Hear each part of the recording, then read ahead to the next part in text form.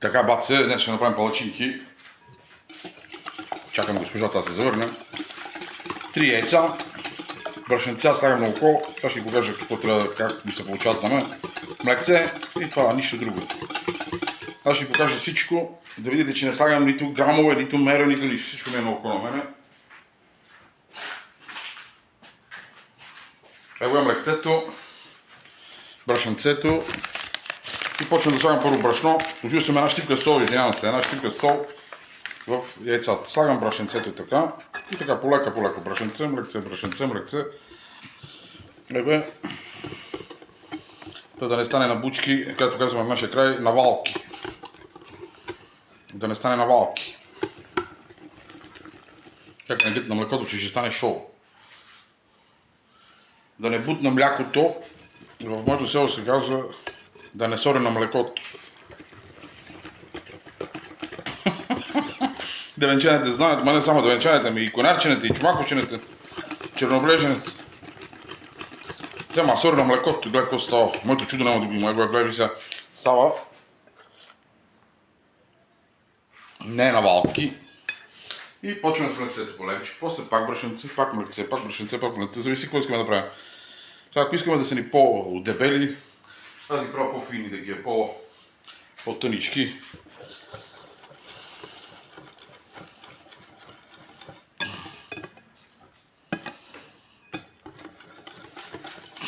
Ебе, сега ще досложим още малко. Брашенце. Кая, помагаш ли? Това ще е малко, отваряме другия пакет.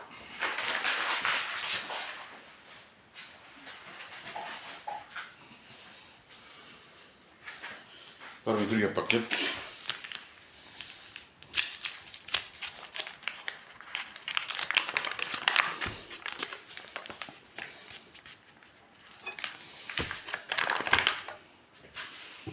И продължаваме същата процедура. Това е цялата работа, нищо сложно.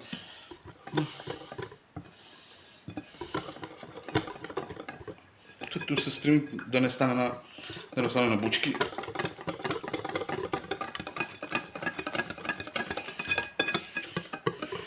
Използвайте тънка тел.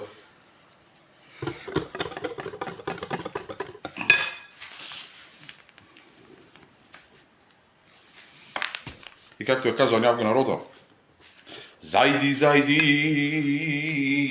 и ясно слънце, зайди и потъми се, и ти яснале месечинко,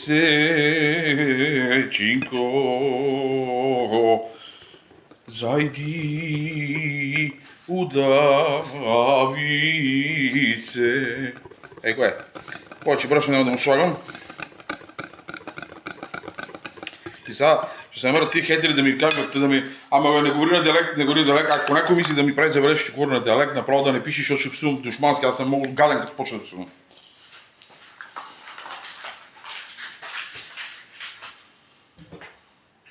Жали горо, жали сестро,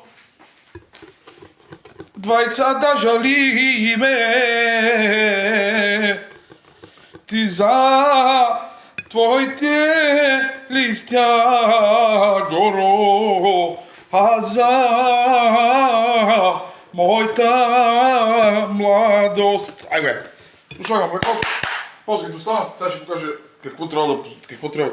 Имайте предвид, че по време на правенето на палачинките, пърженето на палачинките, давайте в тиганчето, това ще се сгъстява. Това смеш ще се сгъстява. Затова си оставяте винаги млекце. Може и се да досипете и постоянно ще се стремите да получите ето това. Перфектното.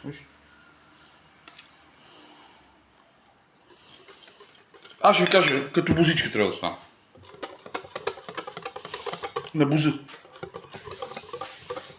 Готов съм. Сега малко ще пържи, после ще ви покажа резултата. Какъв е проблем?